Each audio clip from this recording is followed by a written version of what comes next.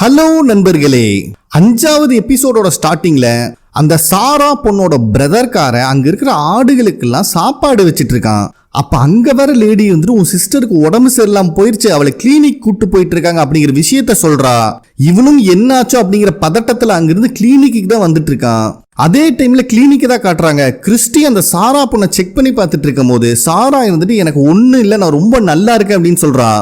இருந்தாலும் கிறிஸ்டி இருந்துட்டு இன்னைக்கு ஒரு நாள் நைட்டு மட்டும் நீ இங்கேயே இரு, உன்னை அப்சர்வேஷன்ல வைக்கணும், நம்ம எந்த விதத்திலும் ரிஸ்க் எடுக்க முடியாது, ஆல்ரெடி உன் பிரதர் கிட்ட இந்த விஷயத்தை இன்ஃபார்ம் பண்றதுக்கு ஆள் அனுப்பிட்டேன், உன்னோட பிரதர் வேணா உன் கூட இன்னைக்கு நைட்டு ஸ்டே பண்ணலான்னு சொல்லும் போது சாரா இருந்துட்டு வேண்டாம், என் பிரதர் ரொம்பவே ஃபீல் பண்ணுவான், சப்போஸ் அவன் வந்தானா நான் தூங்கிட்டு இருக்கேன்னு சொல்லுங்க அப்படின்னு கிறிஸ்டி கிட்ட சொல்லிட்டு இருக்கா. அப்ப கரெக்டா ஹீரோ அங்க வந்துடுறான். கிறிஸ்டி இருந்துட்டு இப்ப வரைக்கும் சாரா கிட்ட எந்த சேஞ்சஸும் தெரியல, இருந்தாலும் இன்னைக்கு ஒரு நாள் அவ அப்சர்வேஷன்ல இந்த கிளினிக்ல இருக்கட்டும், நான் அவ கூட இங்க ஸ்டே பண்ணிக்கிறேன் அப்படிங்கிற மாதிரி சொல்றா. பட் இதுல ஹீரோக்கு இன்ட்ரெஸ்ட் இல்ல.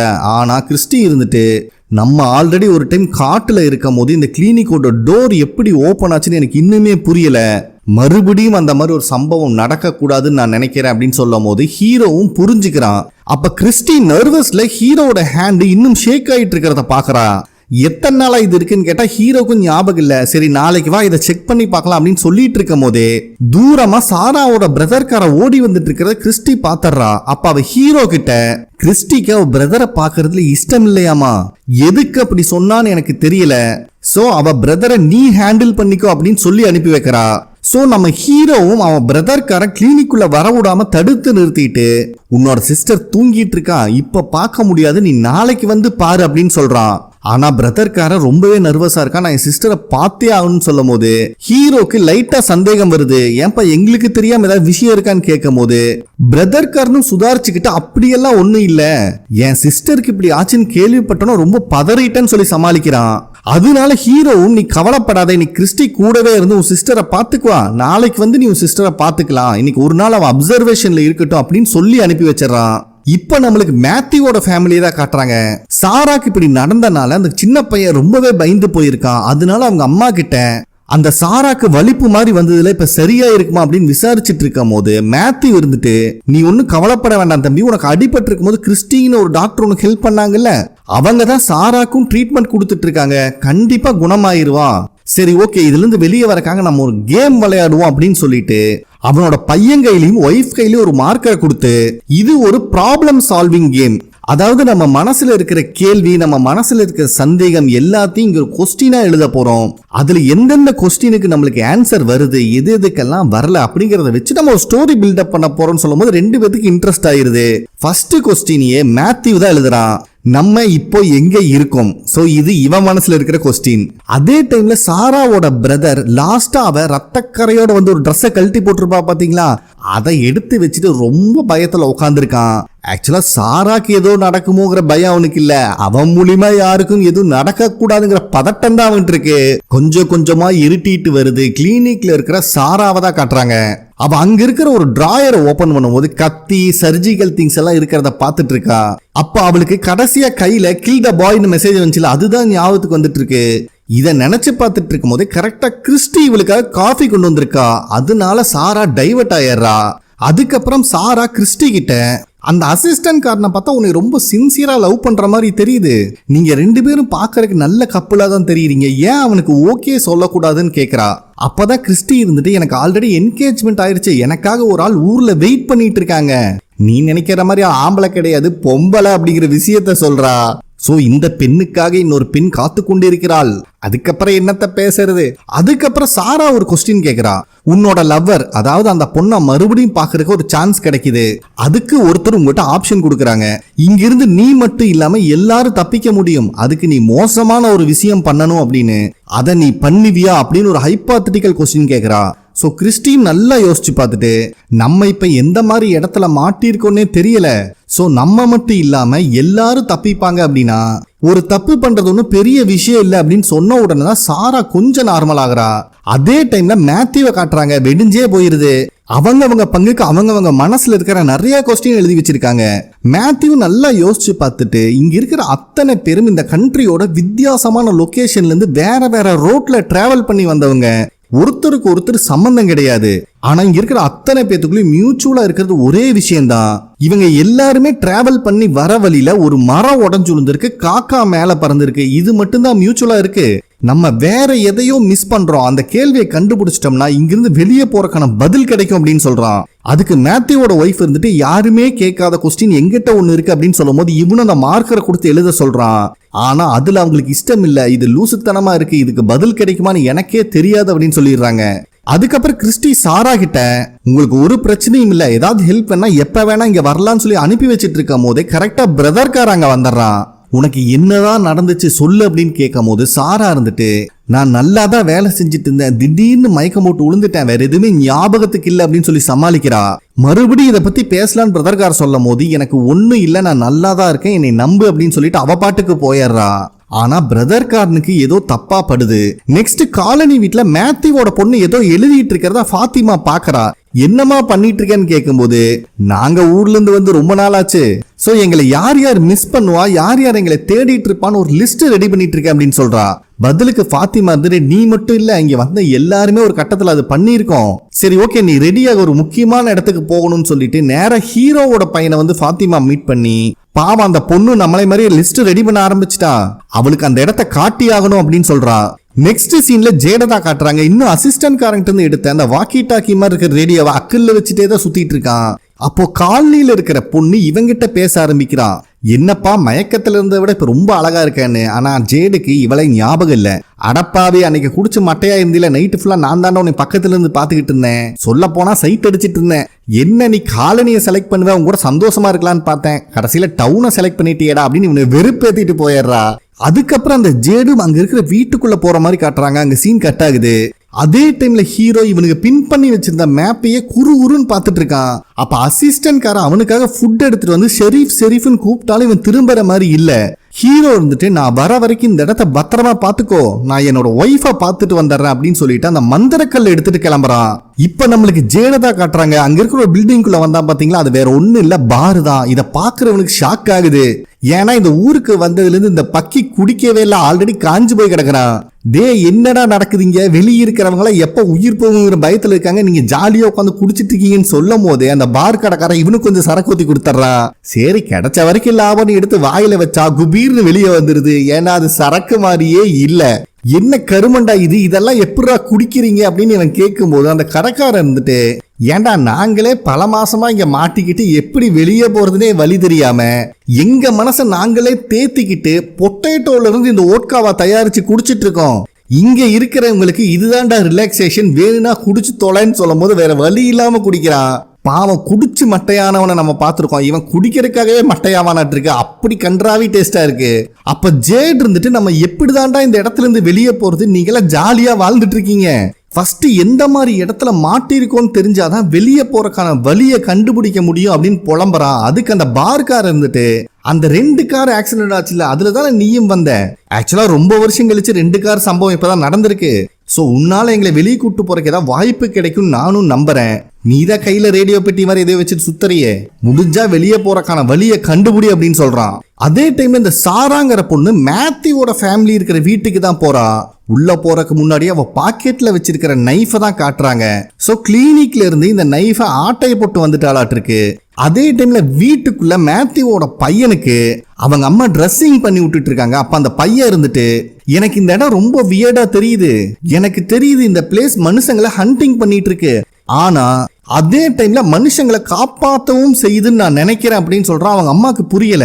நம்ம செவுத்துல நிறைய கொஸ்டின் எழுதி வச்சோம்ல, அதுல இந்த கொஸ்டினும் எழுதி இருக்கணும். ஹண்டிங் நடந்துட்டு இருக்க அதே டைம்ல ஏன் நம்மளை யாராவது காப்பாற்ற ட்ரை பண்ண கூடாதுன்னு சொல்றான். இதை கேட்கிற மேத்யூவோட ஒய்ஃபை இம்ப்ரெஸ் ஆயிடுறாங்க. அப்ப மேத்யூ வந்துட்டு அவன் பையன் பேரை சொல்லி உனக்காக விசிட்டர் வந்திருக்காங்கன்னு சொல்லும் போது 2 பேர் கீழே வராங்க. வந்து பார்த்தா வந்திருக்கிறது சாரா. அப்ப இந்த சின்ன பையன் சாரா கிட்ட கம்ப்ளைண்ட் வேற பண்றான். எங்க வீட்ல இருக்கும் போது செவுத்துல கிறுக்குனா எங்க அப்பா செவினிலேயே அப்புவாரு, இது அடுத்தவன் வீடுங்கிற ஒரே காரணத்துக்காக வீடு ஃபுல்லா கிறுக்கிட்டு சுத்துறான்னு சொல்லிட்டு இருக்கான். அப்ப இந்த மேத்யூவோட பையன் வா நம்ம 2 பேரும் கேம் விளையாடலாம்னு சொல்லிட்டு சாராவை வீட்டுக்கு வெளியே கூப்பிட்டு வந்து அங்க இருக்கிற கேம்ஸ் விளையாண்டு இருக்கான். அதே நேரத்துல சாராவோட பிரதர்காரன் ஃபாதரை பாக்கறதுக்காக அந்த சர்ச்சுக்கு வந்திருக்கான். ஆனா அங்க ஃபாதர் இல்ல. காலனியை சேர்ந்தவங்க மேத்யூவோட பொண்ணு அப்செட்டா இருக்கான்னு ஒரு இடத்துக்கு கூப்பிட்டு வந்திருப்பாங்க பாத்தீங்களா, அந்த இடம் ஃபுல்லா தண்ணியா இருக்கு, எல்லாரும் ஜாலியா என்ஜாய் பண்ணிட்டு இருக்காங்க. இத பாக்குற அவளுக்கும் சந்தோஷமா இருக்கு. ஹீரோவோட பையன்ல அநியாயத்துக்கு என்ஜாய் பண்றான். அப்பதான் ஃபாத்திமா அவ லைஃப்ல நடந்த விஷயத்த மேத்யூவோட பொண்ணு கிட்ட ஷேர் பண்ணிட்டு இருக்கா. அப்ப அங்க வர ஹீரோட பையன், என்னம்மா நீ மட்டும் நினையாம இருக்கேன்னு தபால்னு அவளை தூக்கிட்டு போயிடுறான் தண்ணிக்குள்ள. இந்த மாதிரி இவங்க இங்க நல்லா என்ஜாய் பண்ணிட்டு இருக்கும் போது மேத்யூவோட பையன் இருந்துட்டு அவங்க அம்மா கிட்ட, சாராவோட வீட்டுல நிறைய ஆடு கோழியெல்லாம் வளர்த்துறாங்களாமா, நான் போய் பார்த்துட்டு வரேன் அப்படின்னு பர்மிஷன் கேட்கறான். மேத்யூவோட ஒய்ஃபும் சரி நானும் வரேன்னு சொல்லும் போது சாரா வந்துட்டு, இல்ல பரவாயில்ல நீங்க உங்க வேலையை பாருங்க, நானே இவனை கூட்டு போறேன்னு சொல்றான். இது மேத்யூவோட ஒய்ஃபுக்கு சரியா படல. அதனால அவன் மேத்யூ கிட்ட நான் கொஞ்சம் வெளியே போயிட்டு வரேன் அப்படின்னு சொல்லிட்டு கிளம்பிடுறான். ஆனா மேத்யூ இன்னும் எந்த கொஸ்டினை நம்ம மிஸ் பண்றோம் அப்படிங்கிற யோசனையிலேயே தான் இருக்கான். ஒய்ஃபை பாக்குறேன்னு சொல்லிட்டு வந்த ஹீரோவும் ஒரு கல்லறை கிட்ட தான் வரான். ஆக்சுவலா ஒய்ஃபும் இறந்துட்டாங்களாட்டுருக்கு, இங்கதான் அடக்கம் பண்ணியிருக்காங்க. இருந்தாலும் அவன் ஒய்ஃப் கிட்ட இங்க நடக்கிற எல்லா விஷயத்தையும் மனசை விட்டு ஷேர் பண்ணிட்டு இருக்கான். கடைசி கொஞ்ச நாளா எல்லாமே ரொம்ப ஒஸ்டா நடந்துட்டு இருக்கு.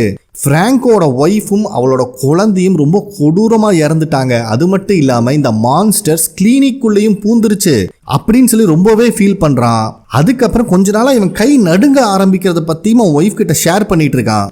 அதுக்கப்புறம் அவன் ஒய்ஃப் கிட்ட, என்கிட்ட கிரேசியான ஐடியா ஒன்னு இருக்கு, சப்போஸ் அது ஒர்க் அவுட் ஆச்சுன்னா இங்க இருக்கிற எல்லாருமே அவங்க வீட்டுக்கு போறக்கான வழி கிடைக்கும், நம்ம பையனையும் நம்ம வீட்டுக்கு கூட்டு வந்துருவேன்.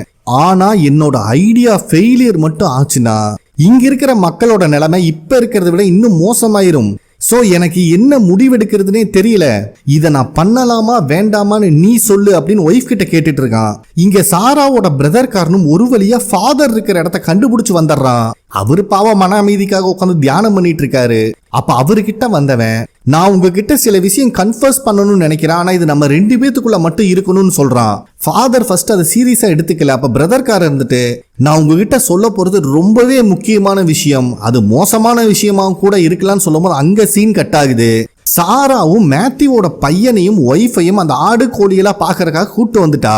இவ என்னமோ இவங்களை கூட்டு வந்தது அந்த குட்டி பையனை கொல்றதுக்குதான். ஆனா ரொம்பவே நல்ல விளையாட்ட தேன் வடிய வடிய பேசிட்டு மேத்யூவோட ஒய்ஃப் கிட்ட, இந்த ரூம்ல ஒரு விஷயம் இருக்கு நான் உங்களுக்காக காட்டுறேன்னு சொல்லிட்டு அவளை மட்டும் உள்ள கூட்டு போறா.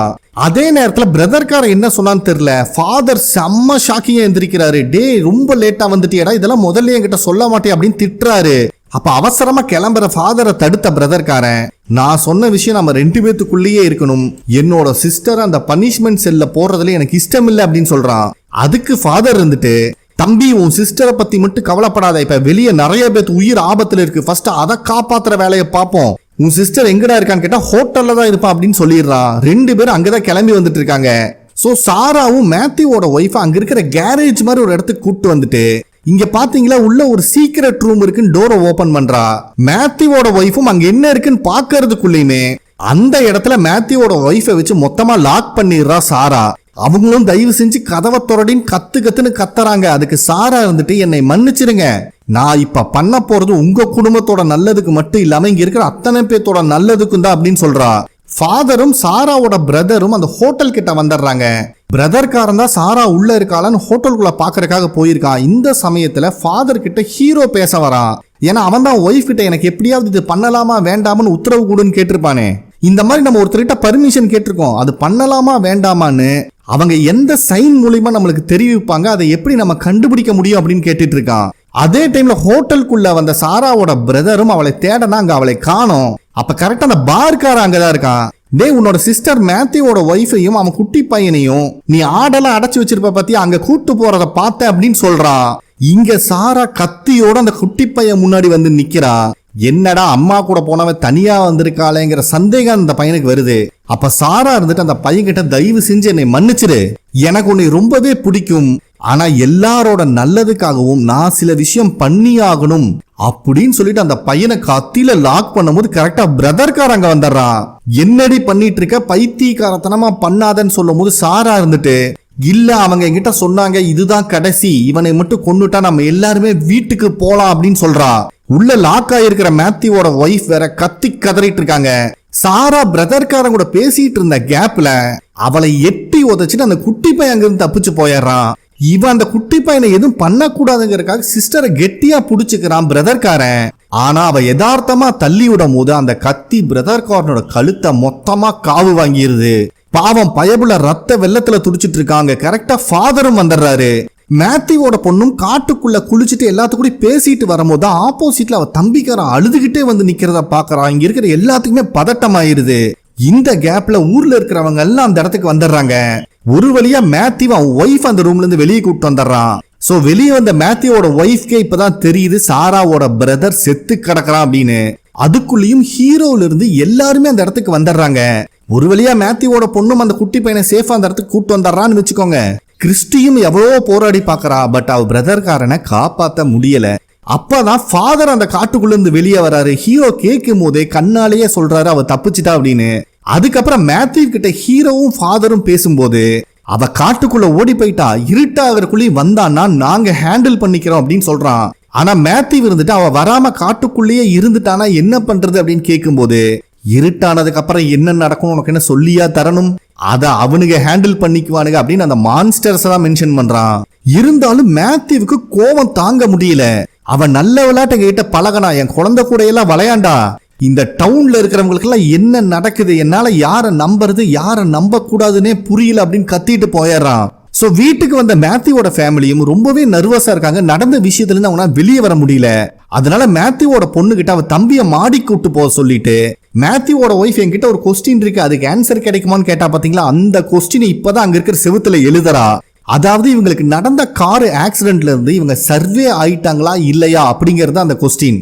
சோ இவளோட சந்தேகம் என்னன்னா, ஒருவேளை நம்மளே பேயா இருக்கலாம்ல. ஏன்னா இப்ப இருக்கிறது ஏதோ வேற உலகத்துல இருக்கிற மாதிரி இருக்கு.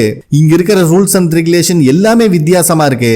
அதனாலதான் மேத்யூவோட ஒய்ஃபுக்கு இந்த சந்தேகம் வந்திருக்கு. அதே டைம்ல ஹோட்டல்ல இருக்கிற கிறிஸ்டிய ஹீரோ வந்து மீட் பண்றான். கிறிஸ்டியும் ரொம்ப நர்வஸா பேச ஆரம்பிக்கிறா. ஏன்னா இதுக்கு முன்னாடி நாள் சாரா கூட ஒரு நைட்டு ஃபுல்லா ஸ்பெண்ட் பண்ணது இவதான். அப்ப நல்லாதான் பேசினா, என்கிட்ட சில சந்தேகம் கூட கேட்டா. ஆனா அதோட பின்விளைவு இப்படி இருக்கும் நான் எதிர்பார்க்கலன்னு சொல்லும் போது ஹீரோ வந்துட்டு இது எதுவுமே உன்னோட தப்பு இல்ல அப்படின்னு சொல்லி சமாதானம் பண்ண ட்ரை பண்ணிட்டு இருக்கா. ஆனா கிறிஸ்டினால ஏத்துக்க முடியல. அவ எடுத்துட்டு போன கத்தி என்னோட கிளினிக்ல இருந்து எடுத்துட்டு போயிருக்கா. அவ கேட்டதுக்கு உண்டான பதிலையும் நான் கொடுத்திருக்கேன். இது எப்படி என் தப்பு இல்லைன்னு நீ சொல்றன்னு கேட்கும் போது ஹீரோ இருந்துட்டு, மேத்யூவோட பையனை காப்பாத்துறதுக்காக உன் உயிரை சாக்ரிஃபைஸ் பண்ணி அன்னைக்கு நைட்டு ஃபுல்லா காட்டுக்குள்ள இருந்த, அந்த மாதிரி இந்த ஊர்ல நிறைய பேத்த நீ காப்பாத்திருக்க, இன்னும் காப்பாற்ற வேண்டியது நிறைய இருக்கு, அதனால நீ அதுல மட்டும் போக்கஸ் பண்ணு அப்படின்னு சொல்லி சமாதானப்படுத்திட்டு இருக்கும் போது அங்க இருக்கிற ரேடியோ ஆன் ஆகி பாட்டு பிளே ஆக ஆரம்பிக்குது. இதுதான் அப்பப்ப ஆனாய் ஆஃப் ஆகுன்னு ஏற்கனவே சொல்லியிருக்கானுங்கல்ல. ஆனா இந்த டைம் ஆன் ஆகும் போது தான் ஹீரோக்கு புரியுது, இவன் ஒய்ஃப் கிட்ட கேட்டு வந்த விஷயத்துக்காக அத பண்ண சொல்லி இவன் ஒய்ஃப் கொடுத்திருக்கிற பர்மிஷன் தான் இந்த சைன் அப்படின்னு. ஐயோ இது தெரியாம இத்தனை நாள் இருந்துட்டேனே, நான் கேட்டதுக்கு உண்டான சைன் எனக்கு கிடைச்சிருச்சு அப்படின்னு சொல்றான். இந்த இடத்துல இந்த எபிசோட் கம்ப்ளீட் ஆகுது. ஓகே ஃப்ரெண்ட்ஸ், கண்டிப்பா உங்களுக்கு பிடிச்சிருக்கும் நம்புறேன். நெக்ஸ்ட் எபிசோட்ல மீட் பண்ணலாம். நன்றி.